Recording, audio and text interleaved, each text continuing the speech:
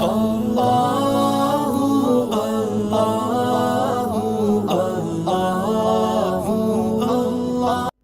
معروف کرخی رحمۃ اللہ علیہ کے بالکل سامنے نا ایک دکاندار کریانے کی دکان کرتا تھا۔ ایک دفعہ بغداد میں بارش نہیں ہوتی تھی تو لوگ آئے، کہنے لگے حضور بارش نہیں ہوتی، دعا کر دیں۔ تو فرمایا وہ دکاندار سے دعا کراؤ، بارش ہو جائے گی۔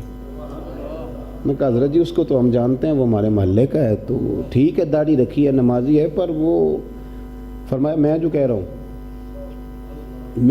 ہوں وہ دعا کراؤ، اللہ خیر کرے گا۔ لوگ کہتے ہیں چلے گئے، دعا کر دو، کہنے لگا مجھے تو لفظ بھی نہیں صحیح بولنے آتے۔ قراء حضرات سے معذرت کے ساتھ، وہ اعلیٰ حضرت نے لکھا ہے نا کہ کچھ قاریوں نے ایک درویش پہ اعتراض کر دیا تھا، اعلیٰ حضرت نے لکھا ہے جو سب سے زیادہ ان چیزوں کے دائی ہیں۔ کچھ قاریوں نے اعتراض کیا تھا کہ بابا تو لفظ بھی سیدھے نہیں پڑھ سکتا، تو پھر وہ جب گئے پانی میں اتر گئے تو شیر کپڑے اٹھا کے لے گیا، پھر بابے نے آواز دی تو شیر کپڑے واپس لایا۔ یہ فاضل بریلوی نے لکھا ہے۔ تو پھر فرماتے ہیں وہ کپڑے تھمائے، شیر کو بلا کے کہا ہمارے مہمانوں کے کپڑے واپس کرو۔ تلفظ ٹھیک ہی ہونا چاہیے، پر ٹھیک تلفظ کا تکبر نہیں ہونا چاہیے، اصل یہ سمجھاتے ہیں۔ تو اعلیٰ حضرت رحمۃ اللہ تعالیٰ علیہ فرماتے ہیں وہ پھر بابا جی قاری صاحب سے کہنے لگے کپڑے لے جاؤ، آپ نے لفظ سیدھے کیے ہیں، میں نے دل سیدھا کیا ہوا ہے۔ لفظ تاثیر سے بنتے ہیں تلفظ سے نہیں، اہل دل آج بھی ہیں اہل زباں سے آگے، اہل دل آج بھی ہیں اہل زباں سے آگے۔ او بھائی دعا کر دو، کہنے لگا مجھے تو ربنا بھی سیدھی نہیں آتی، ربنا آتی نہ بھی نہیں سیدھی آتی۔ کہا حضرت نے کہا، انہوں نے کہا ہے تو رو پڑا۔ سادے بندے رو بھی جلدی پڑتے ہیں، دل صاف ہوتے ہیں نا تو درد ہوتا ہے، رو پڑے، کہے اللہ مجھے تو نہیں پتا، تیرے بندے کہتے ہیں تیرے بندے نے بھیجا تو دے دے نا بارش۔ کہتے ہیں چہرے پہ ہاتھ بھی نہیں پھیرے تھے کہ کالی گھٹائیں چھا گئی اور برکھا برسنے لگی، باقی تو بھاگ گئے۔ جو صاحب نظر تھے جناب معروف کرخی کے پاس گئے، کہا بابا یہ کوئی الگ تہجد پڑھتا ہے رات کو آ کے؟ فرمایا نہیں اتنی نمازیں 5 پڑھتا ہے جتنی تم پڑھتے ہو۔ تو حضور پھر کیا؟ فرمایا سنو پھر قبولیت کی وجہ کیا، بیچارہ غریب ہے، کمزور ہے، دل میں خیال تو آتا ہوگا نا بے ایمانی کروں تو 4 پیسے بچوں کے لیے بناؤں، لیکن فرمایا 30 سال ہو گئے میرے سامنے دکان کرتا ہے، گاہکوں سے سچ بولتا ہے، تھوڑی روٹی کھاتا ہے پر رب رسول کے وعدوں میں خیانت نہیں کرتا۔ فرمایا جو 30 سال سے رب رسول کے لیے سچ اور دیانت داری کی دکانداری کرے، 30 سال سے وہ جب ہاتھ اٹھائے تو عرش کا مالک خالی نہیں بھیجا کرتا، پھر اسے بھر دیا کرتا ہے۔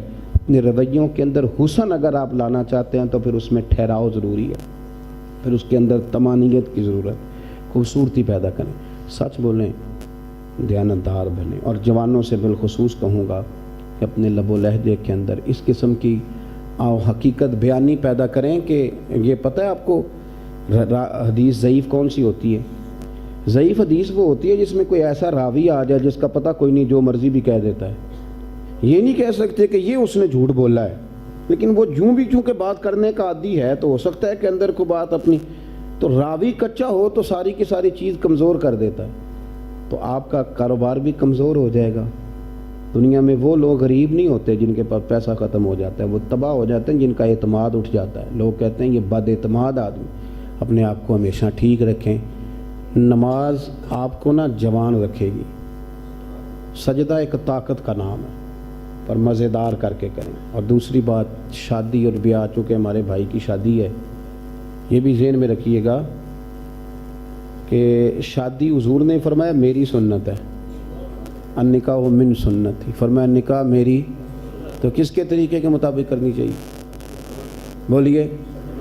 میں تھوڑا خوش ہوں، کبھی کبھی غصے میں بھی آتا ہوں، لیکن کم ہی آتا ہوں۔ جب آتا ہوں تو پھر اپنے سنگیوں پہ غصہ کر ہی لیتا ہوں۔ تو ایک ہمارا سنگی ہے تو اس کو میں نے بڑا منع کیا، میں نے کہا شادی پہ ڈھول چھول نہ بجانا، لیکن آپ کو پتہ ہے کوئی نہ کوئی لوگ کھڑا کر ہی لیتے ہیں، کبھی پھوپھی کھڑی کر لیتے ہیں، یہ نہیں مانتی، کبھی چاچا کھڑا کر لیتے ہیں، یہ نہیں مانتا، کر لیتے ہیں کسی کو، اپنا ارادہ ہوتا ہے نا سارا کچھ کرنے کا تو کھڑا کر لیتے ہیں۔ انہوں نے ڈھول چھول بجا لیے، تو اللہ تعالیٰ ہم سب کو محفوظ رکھے۔ تو کچھ دنوں کے بعد فیملی میں فوتگی ہو گئی، تو کہنے لگے کول شریف کا ختم ہے، تو میں کہ بجاؤ بینڈ باجا۔ ہاں کہ یہ کیا تماشا ہے کہ جب آپ کے گھر میں افسوس ہوا تو پھر اللہ رسول کا نام لینا؟ رب رسول سے صرف دکھوں کا رشتہ ہے، سکھوں کی باری آئی تو یہاں تماشے لگیں گے، ناچ گانا ہوگا، یہ شیطان کے ساتھ تعلق داری ہوگی؟ یہ کیا بات ہوئی؟ کہ مجھے چاہ بڑا ہے، تو اگر تجھے بڑا چاہ ہوتا نا تو پھر تو آج مصطفیٰ کے نام کی نعتیں پڑھتا۔ ہم تو چاہ کہتے ہی اس وقت ہیں جب زبان پہ نعت جاری ہو جائے، تو کوئی کچا پکا کام نہ کریں کبھی بھی۔ کسی بندے کے دیندار ہونے کا پتہ ہی تب چلتا ہے جب اس کے گھر میں شادی ہوتی۔ فوتگی والے دن تو سارے دیندار ہوتے ہیں، سارے وضو کر کے جنازہ پڑھتے ہیں۔ اس لیے کوئی ایسا کام نہ کریں، یہ بالکل ایک غلط حرکت ہے، اس پہ اپنے آپ کو کھڑا کریں۔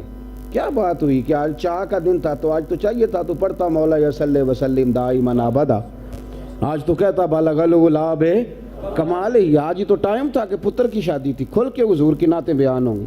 اس لیے کوئی ایسا کام نہیں کریں۔